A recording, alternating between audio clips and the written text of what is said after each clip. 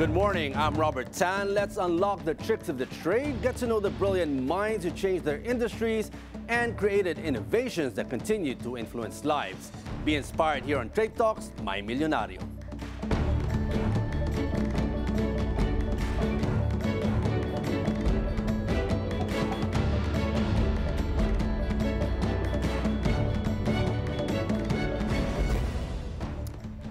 She got retrenched in 2020. Most people would have frozen, waited, or given up, but not her.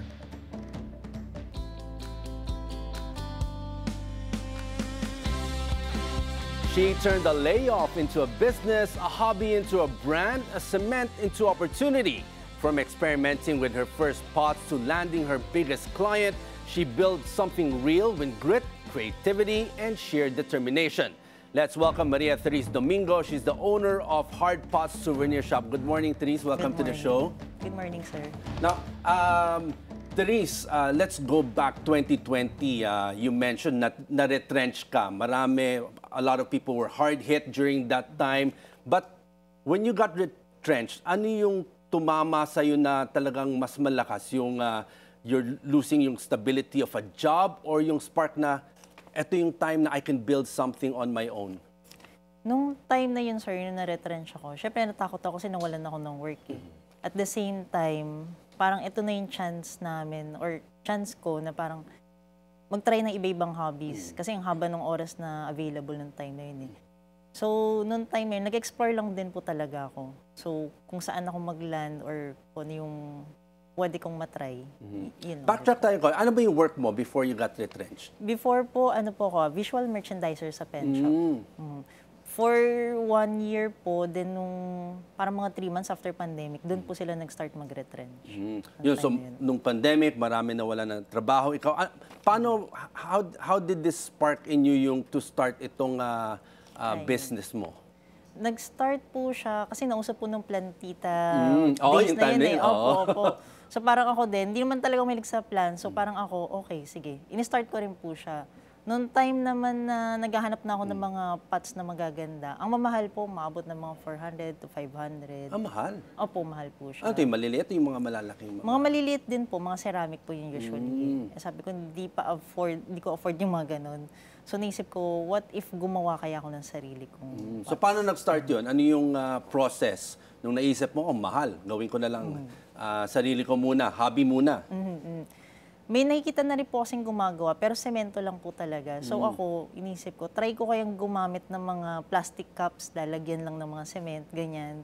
So nung trinayin ko, parang nung una, parang ang cheap tignan.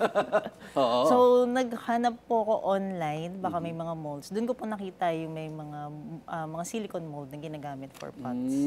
So paano yun? Nag-research ka ba? Nag-research po, ginamit ko as in semento po talaga. Yung usual na ginagamit sa bahay, cement and sand. Kaso matagal po ang curing time na umabot ng 24 hours. So parang kung isa lang yung mold ko, 1 pot a day lang yung nagagawa ko. Mahirap yun, no? Gumawa ka ng mold sa sarili mo. Ano yung process nun? Ano yung mga learnings na kinailangan mong gawin para ma-start ito? Mostly po nanood ako ng YouTube eh. Ayun, YouTube YouTube po University. talaga eh, opo. Doon po ako nag-try, tapos talagang nag-try ako na ibang klaseng cement kung saan siya mag-work.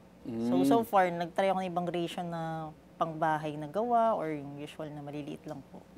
During that time, ba magkano yung puhunan para ma-start to? Yung time na, di ba, na-retrench ka, to savings ba na sinimulan mo? Dahil po, nung na-retrench po ko, sakto rin po kasi siya na binalik. Parang ang bilis po kasi ng process for pen shop is, pagka-retrench, binigay na kagad sa amin yung back pay kahit di pa tapos yung documents. So, yun po yung ginamit kong puhunan. Sabi ko, sige, for 10,000 lang, ito lang dapat yung magastos ko. Ano yung mga initial struggles na dinaanan mo para masimulan to?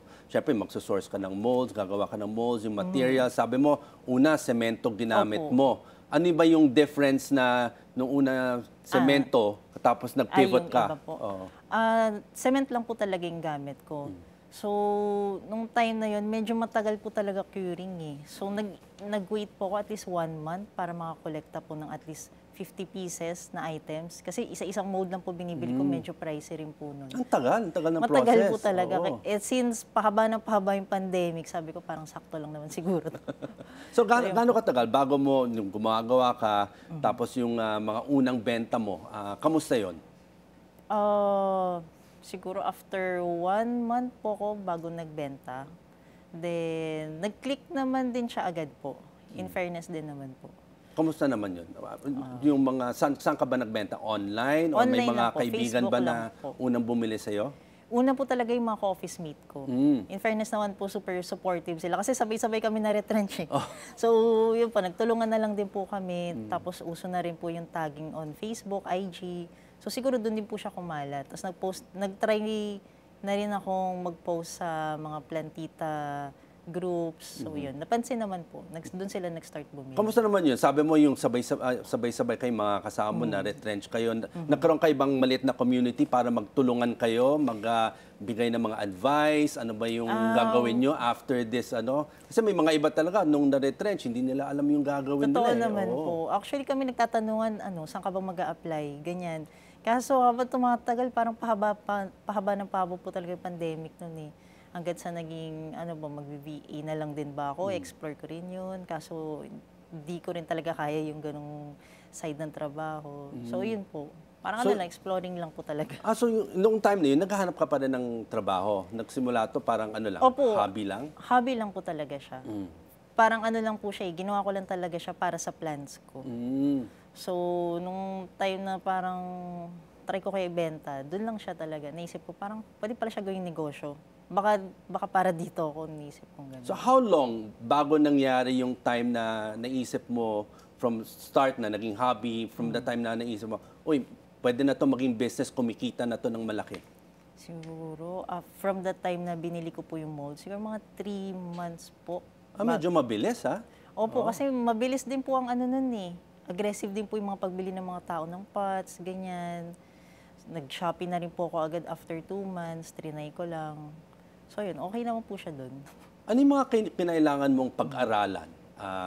Kasi you came from a merchandising background, di ba? Hindi naman business or paano mo na nagawa yung process to start the business? Siyempre, mahirap yan yung start. Kailangan ka mag-register, kailangan ka yung puhunan mo, yung magkano mo binibenta. Paano mo ginawa lahat yun? Ano yung kinailangan mong pag-aralan? Yung mga ganun naman po, nag-start ako sa pricing ko kasi nag-consult ako sa parents ko, tapos check Mga din plantita din sila. medyo malapit na po, pero hindi nag-push through. Yung mga kaibigan ko po, kasi iba sa kanila titinda rin ng mga kandila or ano. So parang doon ko po kinompare yung iba kong prices ng pots, tsaka sa group. For the business permit naman po, medyo hindi po ako agad kasi na gano'n eh. Kasi nisip ko parang baka sandali lang to. Hindi talaga siyang push to, baka libangan lang talaga na may kinikita lang ako ngayon, gano'n. So, paano mo na-figure out paano mag-charge? Kamusta naman yung naging tulong o advice ng mga kaibigan mo, parents mo, yung community na sabay-sabay kayong mga empleyado na retrench? How did that work out for you? Siguro po nag-base ako na enough yung kikitain ko na pasok yung labor ko. At the same time, syempre sa bahay, hindi naman siya forever libre sa parents ko. So yun, inad ko lang din po yung mga cost na yun. Since maliit lang naman po yung minimal material cost and all, parang pasok po siya sa masa. So marami. Opo. So yung time na alam natin itong industry ng mga pots, yung mga plantitas, yung mga candles, very tough yung competition yan, no? Paano mo naisapuso to, yung belief mo sa sarili mo na meron kang isang product that could stand out dito sa market na mabebenta mo despite the competition na nabanggit mo, may mga iba rin kang mga kaibigan nagbebenta rin ng ganito. Originally po talaga is for plants lang siya. Kaso nung siguro mga late 2021 na, parang medyo nagta-transition na yung mga tao, medyo nawawala na yung plantita, yung iba parang nagkakatrabaho na ulit, bumabalik na sa office. So, doon po ako nag-shift na, actually yung isa ko pong ka-office mate, siya nag-encourage sa akin na gawan mo naman ako ng souvenir sa wedding. Sabi ko, hindi ko kaya kasi wala pa nga akong, parang hindi ko kaya mag-produce ng semento na madami. So doon po ako nag-explore sa ibang klaseng cement na fast curing, nakakaya kong gumawa within 30 minutes, nakakagawa na ako ng mga 50 pieces. So yung mga late 2021 po ako nag-start ng scented candle. So sa tingin ko po, doon ko siya nakita na kung mag-a-adapt ako based sa parang trend, baka sakaling magstay pa ako. Paano mo nalampasan yung mga naging doubts mo sa sarili mo nung time na sinisimulan mo tong negosyo na ano ba napaisip ka? Paano may mga nilapitan ka ba na paghingi ng mga mentors or hindi lang sa YouTube, meron ka bang mga naging inspirasyon para to move on? Actually, pinaka-inspiration ko po yung parents ko. Kasi nag-start din po sila na may business. Yun din po yung kumbaga dahil sa negosyo na pagpaaral din po kami. Unfortunately, nalugi lang po. So, yung mga advices nila, yun yung naging lessons ko dito sa negosyo na kailangan, ano ba yun? May mapatunayan ako at least. Ano ba yung tumatak sa'yo nung yung suporta ng parents mo? Sabi nagnegosyo sila. Pero syempre, nabanggit mo, hindi rin na they had to stop it. Ano yung tumatak na parang advice sa'yo on that field na, sige, tuloy mo tong business na to, just move on, yung mga kailangan mong gawin, tutulungan ka namin. Siguro po ang advice nila is yung wag akong masyadong magmataas. Parang, kumbaga, lagi kong tignan kung saan ako nanggaling. Hindi porket kumikita na ako, ganito na dapat ako sa ibang tao, ganyan. Tama, no? Magandang advice. Always feet on the ground, be humble. Kasi minsan pag medyo ang bilis ng pag-angat, minsan nag-iiba. Totoo rin po. Wag din po ako masyadong parang gastos dito, gastos diyan. Kasi what if biglang magsara yung negosyo, di ba? Saan ako kukuha ng savings? Parang ganun po. Trix, no, marami tayong pag-uusapan na pag-uusapan din natin. Ito yung mga nasa harap natin. But before that, we'll take a short break. Trade Talks, we'll be right back.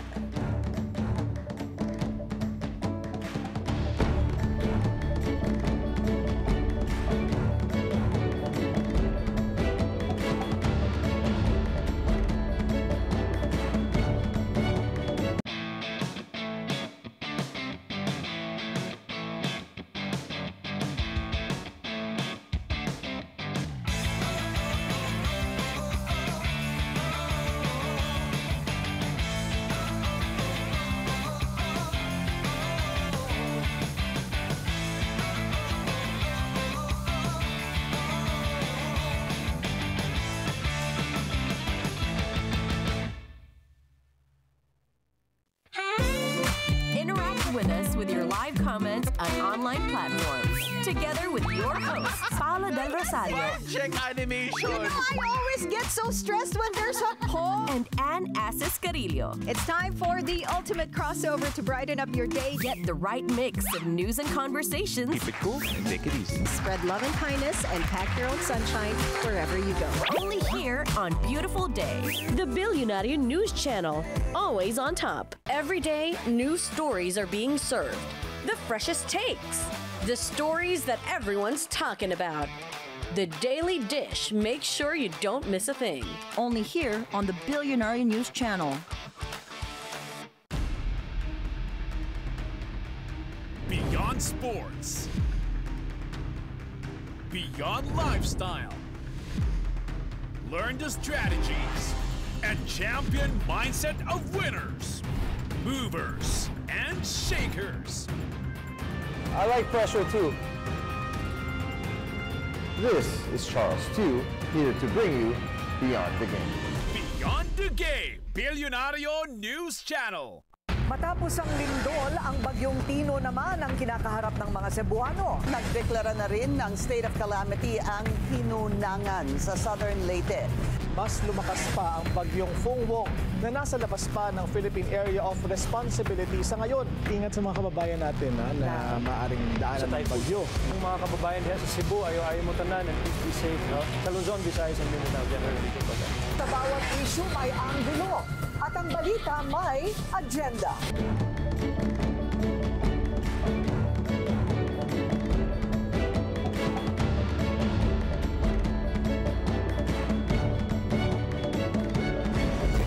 Welcome back to Trade Talks My Millionario. We continue our conversation with Maria Therese Domingo of Hard Pots Souvenir Shop.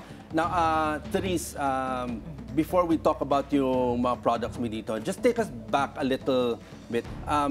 Yung first time mo nabenta itong mga products mo, ano ba yun? Nagkaroon ka ba ng validation na you were on the right track? Ito yung gusto mong pursue? Kasi nabanggit mo, pinag-iisipan mo nung na-retrench ka, mag-virtual assistant ba ako? Maghanap ba ako ibang trabaho? But you found your path here. Anong klaseng validation was that when you got your first clients?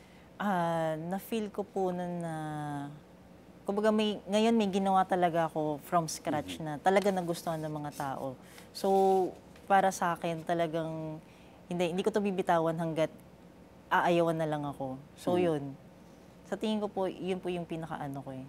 Hanggat gusto nilang bumili, ipupush ko po talaga siyang gawin. Now, sige, Therese, let's look at what we have here. No? Take us through ano yung mga products natin dito, ano yung best seller natin na ano ba yung sa pinaka-start mo pala, di ba, sa cement? Take us through that very first type of product na ginagamit mo, semento talaga. This one po, sir, actually. Yung Darth Vader. Actually, kung hawakan niyo po siya, talagang mabigat siya. Oo nga, no? Parang bato po. Yan po talaga yung cement and sand na material. Same as this one po. Gaano kahirap gumawa ng ganito, yung molds niyan? Yan po yung inabot po ako ng 24 hours. 24 hours? Yes po. Since 3 lang yung mold ko, kung may nag-order minsan ng 50, imagine nyo lang, sir, gano'n ko.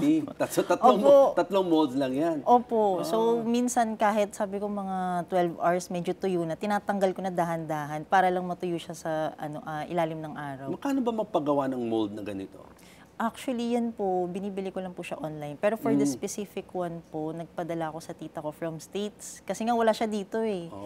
Maraming mahilig sa sa Darth Vader. Mga Star Wars, Darth Vader. Mga plantitas pa. So, tatlong molds. Kunyari may nag-order ng 50, gaano katagal bago nila makuha? Since Shopee naman po ako nag-online nun. So, matagal ang pre-order, mga 30 days. So, kung mga willing to wait, ayun po, mga 15 days, 30 days, ganyan po. Tapos magkano mo binibenta? That time po, around 500 po. Isa? Opo. Talaga? Pag marami, syempre, may discount yan. Kunyari, 50 pieces, malaki na yan. Opo. Nagdi-discount po ko more than 50 pesos, mga ganyan po per ano. Then sabi mo, nag-pivot ka into using plaster of Paris, di ba? Yes po, opo. Ba't mo naisip lumipat from using cement to using plaster of Paris? Mas mura ba o mas mahal siya? Mas mahal siya, pero yung time na paggawa, nasisave niya po kasi mga 30 minutes lang po siya ginagawa. 30 minutes? Yes po. 30 minutes. This one, sir, 24 hours. 24 hours, isang piraso? Yes po. Pag plaster for this of Paris, one, 30 minutes lang 30 po. minutes. Nagsiset na siya, pwede na siya tanggalin sa mold. So, dito po ako nag-invest ng maraming mold. This one po and for this one. Ito, like magkano to? That one, sir, is 180 po. 180? So, kaya mo talang ibenta mas mura? Yes po. Depende po yun sa price, sa quantity actually. Paano mo ginawa ito? Do you use an oven for drying? Bumili lang po ako ng dehumidifier. Yun po yung pag kunyari sa, 'di ba, sa room pag moist or humid, yun po yung inoon. Bumili po ako noon tapos nilalagay ko lahat ng mga pots ko doon kasi ito po like this one po, medyo basa po siya, 'di ba? Medyo malamig po. Usually hindi siya mabigat Opo. Yun po yung maganda diyan. Oo. Lalo na pag syempre pag i-deliver mo, no, pag sobrang mabigat, yes po. Mas mahal ang mas mahal po ang shipping fee actually. So ito 180. This one, sir, is 45 ml. Ano po yan? Mga around 75 pesos. Around 75. So, ba't mo naisipan na mas gamitin ito? Tapos, instead of yung mga for plantitas, naisipan mo candles. Yun nga po yung nag-start dun sa ka-office mate ko na para sa wedding niya daw. So, nung nag-start po ako gumawa sa kanya, doon na nag-inquire yung mga ibang tao na saan mo pinagawa yan? Kasi parang bago pa lang ata siya noong time na 2021, yung mga pots na nakalagay sa ano. Usually, di ba po mga jar, ganyan. So, noong time na yun, medyo unique pa siya noong time na yun. So, dun po ako nagkaroon ng idea, ba't di ko kaya itry ibenta? So, nung tinry ko po siya ibenta, nataon naman po na in-invite ako ni Made in QC for Bazaar. Yun yung first milestone mo, no? Yes po, opo. Paikwento yung in-invite ka ng QC Bazaar. What happened then and paano to na-elevate to the next level yung business mo? Doon po kasi, doon ko in-start talagang ibenta yung scented candle. After nung sa friend ko po, yung sa office mate ko. So doon ko nakita kung, okay, magkiklik ba to? Kasi medyo weird sa pots yung katabi ko nun, mga jar yung binibenta niya na scented candle. So parang okay, medyo... Parang halos parehas lang. Opo, pero yung sa akin, ibang form lang yung lagayan. So nung medyo maraming bumibili, okay, sige, ipupush ko na to siguro. So yun po yung time na talagang tinuloy-tuloy ko na siya. Ano yung naisip mo? Ano ba yung kakaiba? Ano yung mga feedback ng mga bumibili sa'yo ng mga scented candles mo using this? Ang pinagkakaiba naman niya kasi, sir, yung usually na nagugustuhan nila is, kunyari yung theme po ng wedding is green. So very customizable po kasi yung sa akin. Yung since ako po gumagawa ng pot, ako rin po pwede maglagay ng color dun sa mismong ano. So if ever gusto nilang green din yung pot. So medyo same po dun sa terno nung event. So very very easy to customize, very easy to make. Sama isang ganito 30 minutes lang gawa na. So paano yung kunyari mga 1,000 ang kailangan, 300 mga ganun. May mga times ba na ganun na may times po, sir, ang tumutulong po sa akin yung brother ko, tapos yung helper din po namin ng time na yun. Minsan din po yung mama at papa ko tumutulong sila sa pag-blower or pag-pack din po masyado ng December. Yun po. Ayun. So now, gaano karami, maliban sa brother mo, sa parents mo, medyo lumalaki na yung negosyo mo. Do you have a team now? Na-realize mo ba na hindi mo na kayang gawin mag-isa? Lumalaki na yung negosyo mo? Opo, dumating po sa time na sabi ko, patayin ko kaya muna yung Shopee ko at TikTok para lang makapagpahinga ako. Kasi parang feeling ko wala nang pahinga Saturday, Sunday. Iniisip ko po, ano ba yung mga labels pa na gagawin ko, magbubuhos pa akong kandila, ganyan. So noong time yun, sabi ng parents ko, try ko nang mag-hire ng mga kahit part-timer lang para ma-check ko. Sabi ko, sige ma'am. Nag-post ako sa within our area lang po, mga part-timers. So, ganyan talaga, no? Pag buhay negosyante sa simula, ikaw talaga. Totoo po. Paano mo na transition na mabigay mo yung trust sa isang team na hindi lang ikaw ang nakatutok at ikaw na lang yung nag-oversee? Siguro nung una, medyo nahirapan po ko. Talagang mina-micromanage ko siya na, hindi dapat ganito, katabi ko pa siya gumagawa, ganyan. Kasi parang, ngayon lang ako gagawa na ipapasa ko sa iba Pero over time, siguro nakuha ko rin po yung tiwala ng mga tao.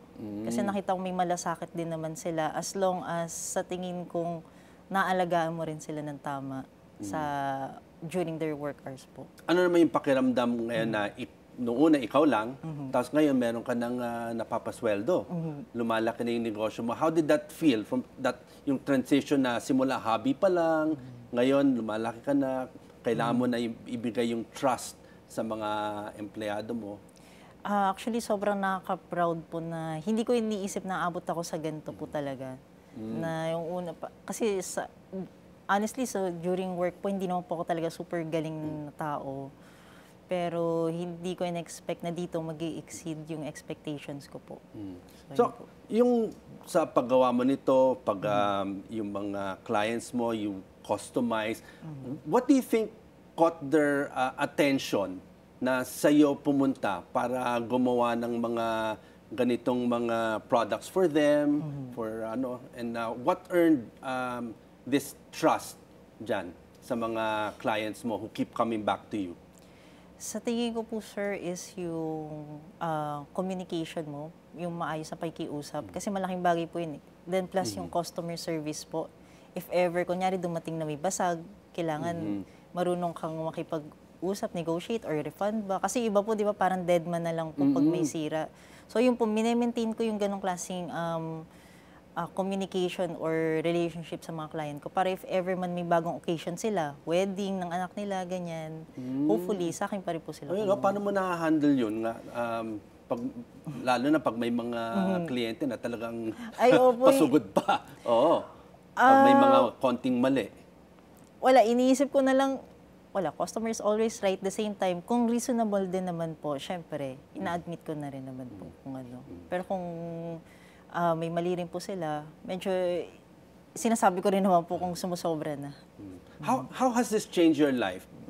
Starting yung pre-pandemic, nagtatrabaho ka sa isang company, nung pandemic, you had to rethink everything, you started as a hobby, ngayon malaki. How did this change your lifestyle today?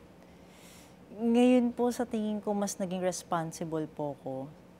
Kasi syempre hindi lang po basta, kumbaga pangalan ko na po yung nakataya dito eh. At the same time, kung hindi ko ma-serve yung gantong item, paano na lang po yung wedding nung gantong client ko? Kung hindi ko ginandahan, ano na lang sasabihin ng guest nila? So kumbaga hindi ko lang po inisip yung sarili ko, inisip ko rin po yung kung ano magiging feedback ng mga guest ng client ko. Yun po. Therese, no, after everything, yung retrenchment, yung maliit na capital na nilagay mo for your business, yung mga tough competition, scaling, yung struggles, but yung mga momentous events mo, landing a big client. Now, to you, ano ba yung mindset ng isang milyonaryo ngayon na naiisip mo na can truly build a business for you and keeps you going today? Anong klaseng mindset ang kailangan ng isang negosyante para sa'yo? Siguro po para sa akin na kahit anong error po yan or mistake, parang there's always room for improvement po talaga. Tsaka at the same time, maging mabait ka lang sa tao mo, yun po talaga yung pinaka-key sa tingin ko. Kasi sila yung pinaka-foundation nyo rin po over time eh. So, ayun po. Tama, no? Therese, thank you for joining us, sharing us your journey, yung mga insights mo. Maganda yung advice mo. Always keep your feet on the ground. Be good to people. But yung maganda rin na keep going, no? Kahit na hindi mo talaga linya, but you find the passion into doing something and you don't stop doing it and just continue. Talagang lalago, no? So, for you, naging talaga to, nagbago na talaga buhay mo dito. Opo, sir. Sobra po. Kahit sa buong pamilya din po namin. Therese, thank you. Thank you for joining us today, and hopefully, good luck on your journey. More clients to come and more milestones for your business. Thank you. Okay po. Thank you, sir. And that's our show today. Catch us again on Trade Talks My Millionario for inspiring stories like these of entrepreneurs and innovators and the secrets to their success. I'm Robert Tan. Keep it here on BNC, the Billionario News Channel.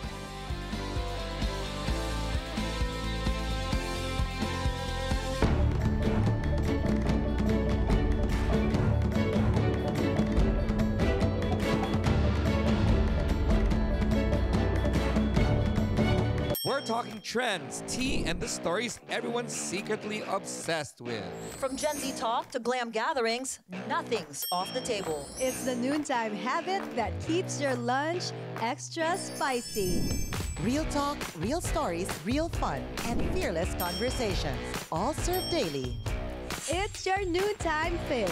Your daily dose of dish. Only on The Daily Dish. Weekdays, 12 noon, only here on the Billionaire News Channel. In a world searching for real